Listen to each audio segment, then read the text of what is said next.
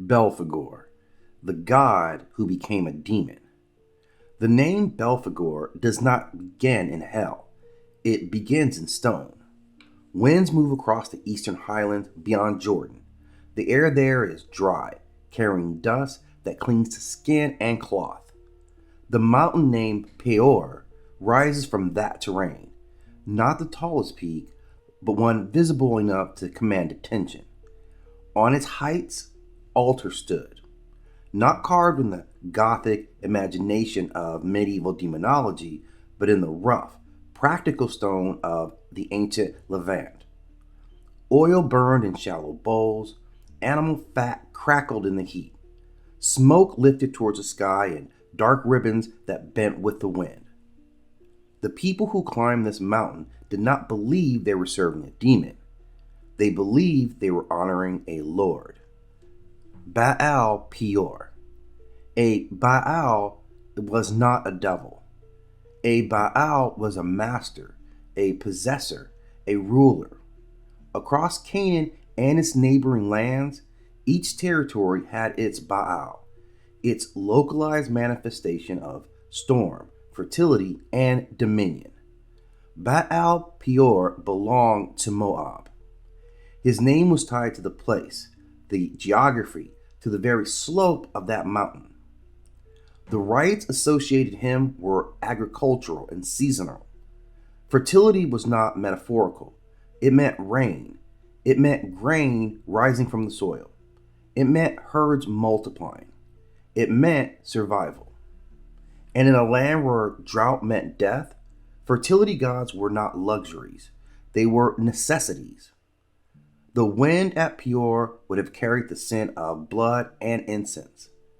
Drums might have sounded low, steady, repetitive. The ritual has a rhythm. It is the rhythm of petition. Hands lifted, voices called out, offerings were made. This was not chaos, it was covenant. A tribe honoring the power they believed governed their land. The mountain watched, the sky shifted, the god was invoked. And somewhere across the Jordan, another people moved closer. The Israelites encamped near Moab during the wilderness wandering.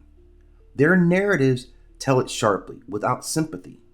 The book of Numbers speaks of enticement, of Moabite women drawing Israelite men into sacrifice, of participation in the rites of Baal Peor. The text does not linger in description. It moves quickly to consequence, plague, anger, zeal. But imagine in that tension, in that valley, two peoples, two cosmologies, two understandings of divine order. When the Israelites joined in the rites of Peor, it was not merely an act of personal indulgence. It was a fracture in a covenant identity. To the authors of that text, this was not curiosity, it was betrayal. And the response was violent. Phinehas, grandson of Aaron, takes a spear and enacts judgment. The plague halts. The narrative closes with an affirmation of loyalty to the God of Israel. And Baal Peor is left in the text as a name stained by transgression. He is no longer described in ritual detail. He becomes shorthand, a symbol of seduction away from the covenant. But from the Moabite perspective, nothing has changed. The mountain still stood. The rites likely continued for generations beyond the moment preserved in Hebrew scripture. What changed was a story told about him. The first transformation of Baal Peor was not physical, it was narrative. He moved from local God to rival God, from rival God to condemned God. And once a deity is condemned within a monotheistic framework, his fate is sealed. He cannot remain neutral, he cannot become false. Centuries pass, empire shifts.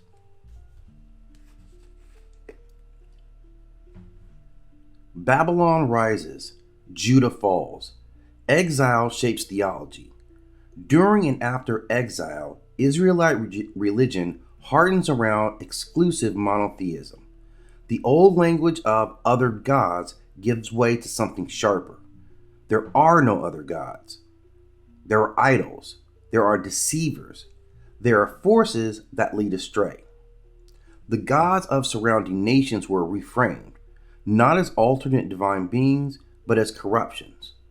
The worship is no longer competition, it is error. Baal Peor survives in memory only as a warning. His fertility rites become excessive. His mountain becomes a site of shame. The god who once received smoke and song now exists in text as a cautionary tale. And yet the name persists. They linger. When Christianity spreads through Rome, it inherits not only Hebrew scripture, but the memory of ancient rival gods. The theological imagination expands. Angels and demons are categorized. Hierarchies are drafted. The unseen realm is systemized. Pagan gods are not ignored, they are reclassified. From the late antiquity into the medieval period, the transformation deepens. The old Baal names scattered across scripture begin to crystallize into demonic entities. Baal Zebub becomes Beelzebub, and Baal Peor becomes Belphegor. The sound shifts slightly in the passage through language, Hebrew to Greek, Greek to Latin, but the root remains, Belphegor. By now, he no longer stands on a mountain. He stands in hell. The grimoires of the Renaissance and early modern period describe him with specificity. He is counted among the princes of the infernal realm. In some traditions, he is assigned to the deadly sin of sloth. But even here, something in his ancient character survives. Belphegor tempts through prosperity. He offers ingenious discoveries. He whispers solutions. He encourages innovation. He does not destroy fields with fire. He promises abundance without labor. Picture him not merely as a skeletal horror, but as a presence. The air around him feels heavy, not with heat, but with stagnation. Not with the violent heat of wrath, but the slow suffocation of complacency. His throne is less a seat of conquest and more a monument to decay. Stone eroded by time, mechanisms rusting, clocks frozen at the moment effort ceased. His voice is not thunderous. It is patient, measured, persuasive. He does not shout, he suggests. Why strain when there is an easier way? Why toil when innovation can replace effort? Why discipline the body when comfort is within reach? The sin of sloth in medieval theology was not simply laziness, it is spiritual apathy, a refusal to pursue what is difficult but necessary, a collapse of will. Belphegor becomes the embodiment of that collapse. Once he presided over fertility, the multiplication of life. Now he presides over inertia, the multiplication of excuses. And yet, the through line is subtle. Both identities revolve around abundance. The Baal Peor was invoked to increase crops and herds. Belphegor tempts humans with the increase of wealth and convenience. What changes is the moral framing.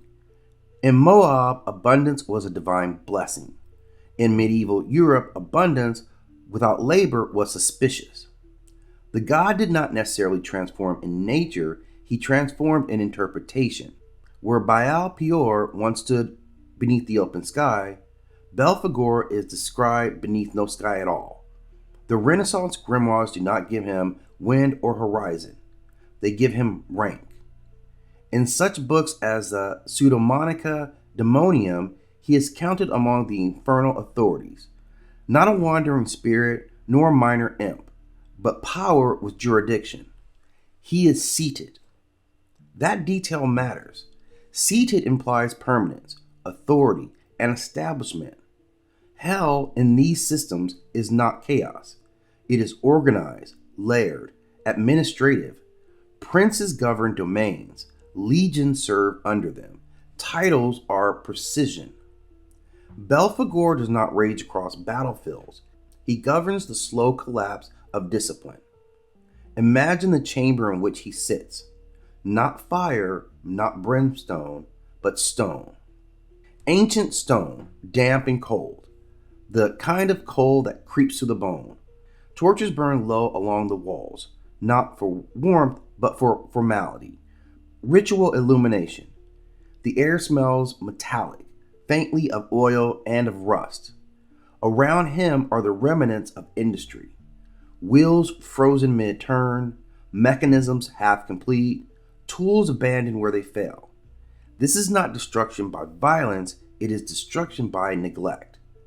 Belphegor tempts through ease. Grimoires describe him offering discoveries, mechanical insights, clever innovations, sudden wealth. He is said to help people make ingenious devices. And the irony is sharp. The demon of sloth inspiring innovation. But medieval theologians did not see the contradiction. To them, invention without moral grounding was dangerous. Cleverness detached from virtue led to pride, greed, and spiritual decay. Belphegor does not tempt you to lie, he tempts you to avoid effort, to substitute convenience for growth, to take the path that weakens you slowly. His presence would not be loud. He would feel like heaviness in limbs, a fog in the will, a whisper that almost sounds reasonable. Rest, delay, there is time. The medieval understanding of sloth was not about naps. It was about spiritual paralysis, a sadness that makes discipline feel pointless, a resistance to pursuing the good. Belphegor becomes patron of that paralysis. His throne imagery grows more grotesque after each imagination. Some depictions render him skeletal, emaciated, crowned with twisted thorns. Others show him seated on a toilet-like structure, a crude medieval satire emphasizing filth and corruption. These images are polemic. They are not history of Moab. They are theology weaponized, but they reveal something important. The god of rival culture is not merely rejected, he is humiliated. His dignity is stripped, his former sacredness inverted. The process is complete. Baal Peor once presided over ritual abundance. Belphegor presides over moral decay. Yet in the darkness of the chamber, beneath the torchlight and the stone, something ancient lingers. The mountain has been replaced by a throne. The open sky replaced by a vault of shadows. But he is still seated. He is still a lord, still associated with increase, whether crops or innovation. The difference lies in the framing. To the Moabites, increase was survival. To medieval Christians, increase without toil was corruption. So Belphegor becomes the whisper behind shortcuts, the architect of systems that remove struggle, the subtle underminer of strength. Imagine approaching him. The chamber is silent except for the faint scrape of metal shifting somewhere unseen. The floor is cold beneath your feet. There's no wind, no external world. Only him.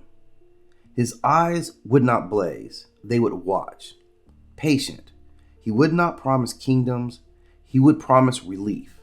And that was far more dangerous, because relief feels merciful, but relief without discipline becomes erosion. The 7 deadly sins were not random categories, they were patterns of decay. Pride swells, envy corrodes, wrath burns, greed consumes, gluttony devours, lust entangles, and sloth suffocates. It is the slow death. Belphegor darkness is not spectacle, it is stillness. The stillness of ambition abandoned, the stillness of muscles unused, the stillness of a mind that once sought greatness and now seeks comfort.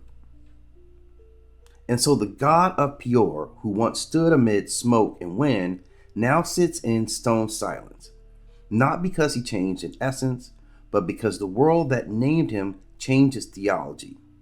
From molten altar to infernal throne, from fertility rite to from fertility rite to demonic catalog, from Baal Peor to Belphegor. This transformation tells us as much about human memory as it says about this God. Gods do not always die. Sometimes they are reassigned, rewritten, recast in shadows. Belphegor remains one of the clearest examples of this transformation.